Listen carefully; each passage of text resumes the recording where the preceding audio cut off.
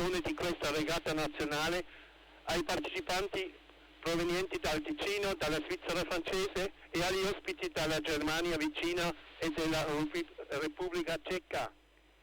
Il comitato organizzatore è molto contento dell'onorificenza Top Sport Event che era conferito dal Cantone Zug. Auguriamo a voi tutti e tutte una bellissima giornata, gare piene di suspense e un gran Successo ai Canottieri.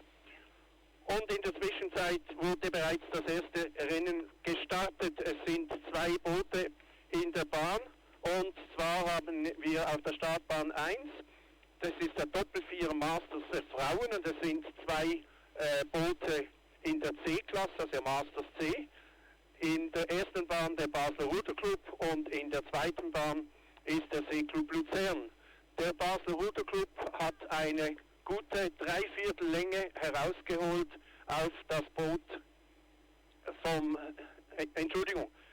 der Seeclub Luzern liegt in Führung, hat eine gute 3/4 Länge herausgeholt auf das Boot vom Basler Ruderclub, das sich jetzt aber anschickt, mehr Druck zu geben und versucht aufzuschließen zum führenden Boot. Jetzt ist es noch eine gute halbe Länge, die jetzt fehlt zur Spitze und der Schiedsrichter versucht jetzt zu korrigieren. Die Baslerinnen haben anscheinend etwas versteuert.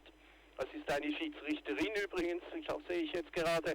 Und sie hat jetzt ein Korrekturkommando gegeben und das wird auch befolgt. Aber das hat jetzt natürlich ziemlich Zeit gekostet, respektive auch Länge gekostet. Denn jetzt liegt das Boot vom Seeclub Luzern mit einer 3/4 offenen Länge bereits im Vorsprung. Da haben die Baslerinnen leider etwas zu viel Wasser verloren mit einem Steuermanöver, das sie korrigieren müssen. Jetzt setzen sie nochmals zu, aber natürlich reagieren auch die Luzernerinnen, die